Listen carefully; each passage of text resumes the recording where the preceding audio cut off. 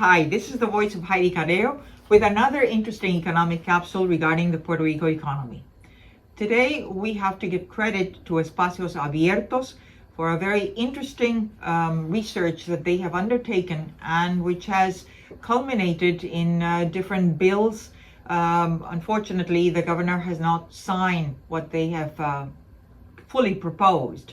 But I just want to share with you the information because it really goes to the heart of what is happening in terms of the fiscal deficit in Puerto Rico, and moving forward, what should Puerto Rico do?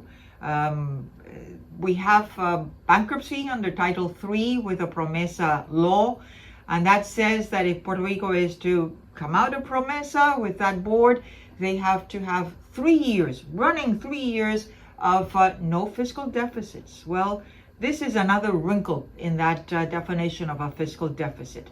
The first graph that I'm depicting for you shows tax revenues, which is the green line that you see there. They are the general fund revenues. They go for the central government. And the purple line is the tax expenditures. And that includes, those tax expenditures includes all that is being given in terms of tax exemptions, the incentives that are being given, and that ordinarily are not included as expenses against the general fund. And notice, and in the states and the federal government, they do include them for many, many years, but Puerto Rico has not adopted that practice, and it is high time that it did. Because you can see there that the tax expenditures are much higher. There's a big gap between the tax, the revenues, the general fund revenues, and those tax expenses. And those are the red bars that you see there, the columns that you see there, which indicate more or less that gap between expenses and revenues, more or less as we familiarly would call it, deficit, the fiscal deficit. In 2017, it approximately was $13.2 billion. In 2022, it is $10.6 billion. So it has been going down slightly, but it's still very high. $10.6 billion is a lot of money to take care of. And certainly it goes to the heart of political policy, the upcoming proposed tax reform, and certainly what is the vision of Puerto Rico in terms of its economic plan. Let's look then at these foregone fiscal revenues, the ones that are really those tax expenses, which are more or less what is given to corporations. To incentivize them coming here, we give them tax exemptions.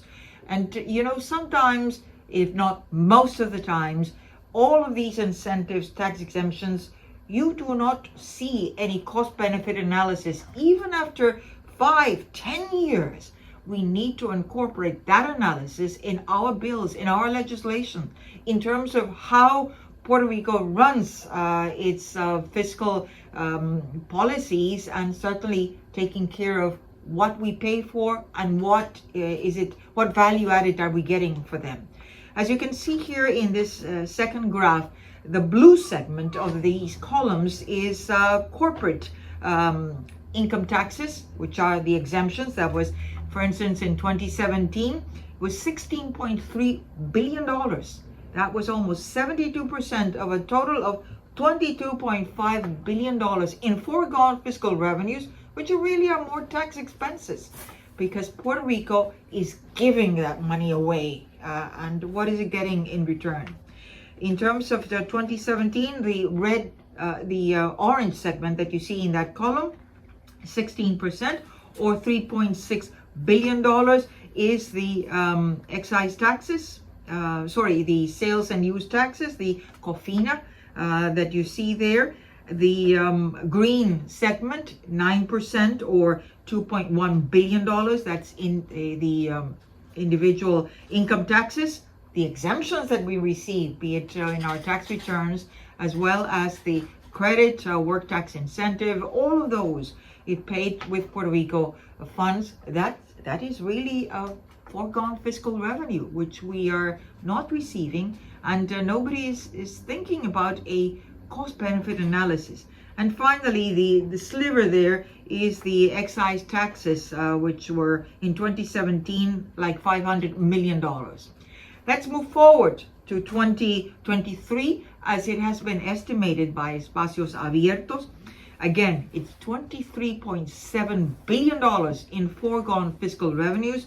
60% of that, it's the corporate income taxes, that the exemptions that we give to the various corporations, or almost $16 billion. That hasn't moved too much in the needle from 2017 through 2023. In terms of the orange segment, which is the sales and use tax, that's about $4.3 billion. And the individual income tax is about 12%, or $2.9 billion. And then finally, the excise taxes is about 500, so more or less similar to 2017. Let's look then, all of that, what does it mean? Right now, we are just expecting a proposed new tax reform that Puerto Rico has not yet unveiled. During the past 5 decades, we have undertaken many of these tax reforms, and they have not been integrated. They have just been piecemeal. It's like a Band-Aid. You shift something, but in all of them, it's the object has really been to try to collect more fiscal revenues, and we do not need the government to eat more of our revenues in terms of our fiscal, at least our budgets. Let's look then at the upcoming, also the new. They are going to unveil a new development plan, economic development plan. So look at this general fund budget, fiscal year 2023, which the oversight board, PROMESA board, has just submitted, and they say, well, this is what we are proposing. It's slightly lower than what the government has proposed for fiscal year 2023, but it's certainly much higher than it used to be years ago, when it used to be like $9 billion or even $10 billion. Well, right now it's about $12.3 billion. And of those, notice that segment, which is what is in purple and the green. The purple is pension trust and the pay-go, all related to the pensioners. That's 26%. And the debt service, which Puerto Rico starts paying, it's 9%. So of all that budget, 35%, a third, is already committed. You cannot touch it. It's all for the pensioners and for the debt service. What is left in terms of other essential services? Well, 2/3 of the budget. And of those 2/3 of that budget, only about 6% is going to be, however they define it, is going to be dedicated to economic development. Right now, Puerto Rico needs to grow its economy. It's importing, it's inflation, it's really seeing all the interest rates escalating. It's receiving all the impact of higher fuel prices, and certainly Puerto Rico has, it seems that it has lost its radar in terms of what should it be its economic policies, what should be the priorities. And this general fund budget already depicts that it's the pensioners versus economic development. It's going to be, what is going to be dedicated to the University of Puerto Rico? Payment of the pension. So it's nothing wrong with the retirees, but it's just that where is the future if we are going to grow this economy? So a lot to chew on for the upcoming fiscal tax reform, as well as for the economic development plan that should be unveiled by the week of May 25th, as indicated by Secretary of Economic Development. So just for you to realize that these are enormous priorities. We have left a lot of money in terms of these foregone revenues, and we need to start thinking strategically in terms of cost-benefit analysis of all these incentives, which should be food for thought for this upcoming fiscal tax reform, as well as for the economic development plan. Don't forget, those of you who like our capsules, to go to the voice of Heidie Calero, give us a like, and remember, economy is all of us.